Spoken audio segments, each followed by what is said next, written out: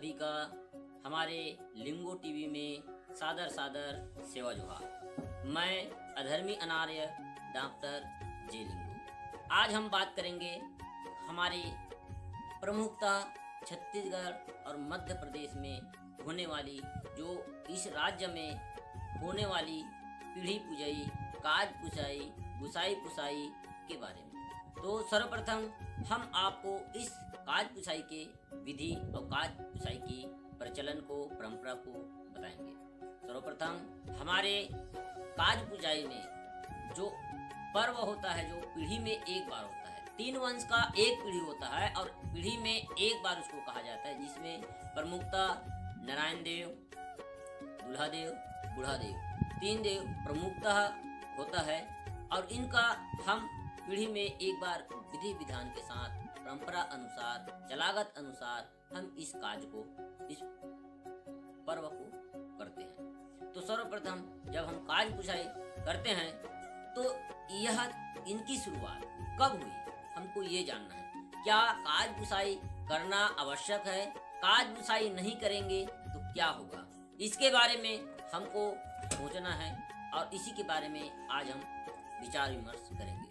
तो प्रिय दर्शकों, आज हमारी प्रमुखता है गोंड, बैगा और जितने भी आदिवासी के साथ साथ अन्य जो मूल निवासी समाज है, उनके घरों में भी यह पूजाई का प्रचलन, पूजाई की परंपरा प्रचलित था, जिसे आज हम वर्तमान समय में भूलते जा रहे हैं, वर्तमान समय में उससे विमुख होते जा रहे हैं। इसका कारण यह है कि हम अन्य धर्मों के संपर्क में आने से, अन्य संस्कृतियों के संपर्क में आने से हम अपनी रूढ़िगत, रूढ़िजन्य परंपरा को भूल रहे हैं, उससे विमुख रहे हैं। तो हमारा इस वीडियो बनाने का पीछे यही उद्देश्य है कि हम अपनी रूढ़ी प्रथा को, रूढ़ी परंपरा को जाने और उससे विमुख न हो। तो सर्वप्रथम आपसे यही अपील है कि जिसके घर में भी यह परंपरा जो प्राचीन काल से चली आ रही है, ऐसी परंपरा को आप मानिए। इसका मान्यता, इसके शुरुआत प्राचीन काल में जब घर का व्यवस्था बनी, घर व्यवस्था बनता है, तो जब परिवार की जो गुंदुलाई व्यवस्था बनी, तो गुंदुलाई व्यवस्था में सर्वप्रथम ये 3 पीढ़ी होता है। 3 पीढ़ी यानी 3 अवस्था होता है। पहला बचपन, दूसरा जवानी, तीसरा बुढ़ापा। यह 3 अवस्था प्रमुख मानी जाती है और इसी तीनों व्यवस्था, इस तीनों अवस्था को की भाव को, शक्ति को हमारे लोगों ने, हमारे मूल निवासियों ने पेन के रूप में मानना शुरू किया। आज आप देखेंगे कि हर लोगों की देवी देवताओं का मंदिर है, मस्जिद है, लेकिन हमारे मूल निवासियों का, हमारे आदिवासियों का मंदिर, मस्जिद नहीं है। क्यों नहीं है? क्योंकि हम भाव को मानते हैं, हम शक्ति को मानते हैं। शक्ति, जैसे आज जब इस चैत्र का समय चल रहा है, जस गीत चलता है, तो कई जने को शक्ति आ जाता है। आज के वर्तमान डेट में उसको शक्ति आना बोलते हैं, पहले उसको भाव आना बोलते हैं। तो भाव आ जाता है, किसका भाव आता है? नारायण देव। किसका भाव आता है? हमारे कंकालीन का भाव आता है, महामाई का भाव आता है, देव दुलरवा का भाव आता है, ठाकुर देव का भाव आता है, लंचकाइन का भाव आता है। इस प्रकार से देवी देवताओं का भाव आता है, भाव अर्थात शक्ति। तो हम शक्ति के पुजारी हैं, शक्ति को मानते हैं। इसलिए हमारी यह प्रमुख है कि हमारे इस देह में, जिसे हम वेन बोलते हैं, जिसको हम जीव बोलते हैं, जीवों के अंदर शक्ति होती है। क्योंकि निर्जीव के अंदर तो कोई शक्ति नहीं होता। निर्जीव जो है वह कुचालक है, अर्थात वह निर्जीव वस्तु के पास किसी भी प्रकार से शक्ति नहीं होती। शक्ति होती है तो जीव के पास होती है, वेन के पास होती है। जैसे पेड़ पौधा में शक्ति है, जीव जंतुओं में शक्ति है, जानवरों में शक्ति है। तो इस प्रकार से, जैसे और मान लीजिए पेड़ पौधा, प्रकृति में शक्ति है। प्रकृति अर्थात जल में शक्ति है, अग्नि में शक्ति है, सूर्य में शक्ति है, वायु में शक्ति है, पानी में शक्ति है। इस प्रकार से इनमें शक्ति है, तो उसलिए उसको हम शक्ति के रूप में मानते हैं, वेन के रूप में मानते हैं, पेन को, उस शक्ति को भाव के रूप में मानते हैं। तो हमारी जो गंड जीवों में 3 अवस्था होती है और तीनों अवस्था में अलग अलग शक्ति होती है। तो उसकी जो बचपना अवस्था की शक्ति को नारायण देव के नाम से हमारे लोग पूजना शुरू किए, मानना शुरू किया। उसके बाद जब बुजुर्ग जब वो युवा हो गया, जवानी आ गया, तो उसको दुल्हा देव दुल्ही दाई के रूप में उसका पूजा अर्चना शुरू कर दिया।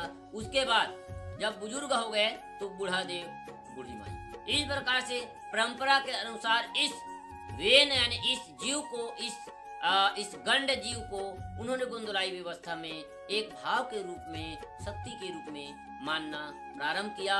और इसी गुंदलाई व्यवस्था जब शुरू हुई तो नारायण देव, दुल्हा देव, बूढ़ा देव, नीरा देव, मरा देव, कंकालीन, ऐसे अनेकों हमारे पेन पूर्वज जो हुए, जो भाव शक्ति हुए, जिसे आज हम मानते हैं। आज आप परंपरा में देख लेंगे कि जब बचपना में हमारा दस्तूर होता है, नेंग होता है।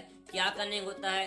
जब छठी का नेंग होता है तो उस बच्चा को किसी का पैर नहीं पड़ाते। जब युवावस्था हो जाता है तो उस अवस्था में उसका विवाह होता है तो वो 2.5 दिन का राजा रानी होता है, उसका पैर कोई नहीं पड़ता। क्यों नहीं पड़ता? क्योंकि उसके अंदर दुल्हा देव का, दुल्हा पेन दुल्ही पेन का शक्ति, उसका भाव है, इसलिए उसका कोई पैर नहीं पड़ता। क्योंकि हम उसको शक्ति के रूप में, भाव के रूप में पूछते हैं। उसके बाद जब बुढ़ापा हो जाते हैं तो वय वृद्ध हो जाते हैं तो उसके शरीर में बूढ़ा देव और बूढ़ी माई वास करता है। इसलिए हमारा जो पारिवारिक जो कुटुंब व्यवस्था बनी, हमारी कुटुमार व्यवस्था बनी, उस कुटुमार व्यवस्था के तहत हमारी देवी, जो जिसको आज वर्तमान में देवी देवता कहते हैं, जिसको हम भाव के रूप में, शक्ति के रूप में जानते थे, उस शक्ति को हम पेन व्यवस्था, भाव के रूप में मानना शुरू कर दिए। जिससे परिवार के एक दूसरे की जो संपर्क और एक दूसरे का स्नेहिल व्यवस्था और एक दूसरे का भावपूर्ण व्यवस्था और जुड़ाव लगी हुई थी। जो परिवार में सभी लोग एक दूसरे के साथ हिल मिल करके रहते थे।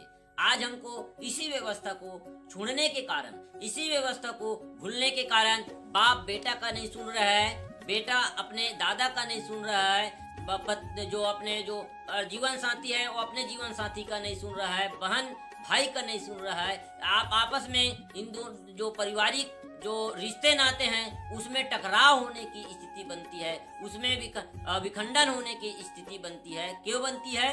क्योंकि इसी वजह से, क्योंकि हम एक दूसरे के भाव को नहीं समझते, एक दूसरे की शक्ति को नहीं समझते। तो हमको इसलिए अपनी प्राचीन परंपरा में जाना है, अपनी गुंदलाई परंपरा में जाना है और अपनी व्यवस्था को पहचानना है। तो सर्वप्रथम हमारी गुंदलाई व्यवस्था शुरू हुई तो हमारे कुटुंब में एक व्यवस्था बनी, जिसे हम कहते हैं पीढ़ी पुजाई, काज पुसाई, लाड़ो सुरजो, गुसाई पुसाई के रूप में, जिसको हम आज निभाते आए हैं, प्रचलन में मानते आए हैं।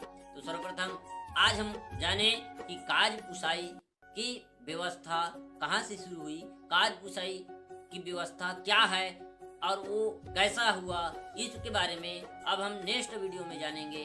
काज पुसाई के एक एक गीत संगीत के बारे में, जो एक एक भाव है जिसके बारे में जानेंगे। बस इतना कह करके आप सभी को सादर सेवा जोहार। अगर मेरा वीडियो आप लोगों को पसंद आया हो तो सब्सक्राइब कीजिए, लाइक कीजिए, शेयर कीजिए, कमेंट्स कीजिए।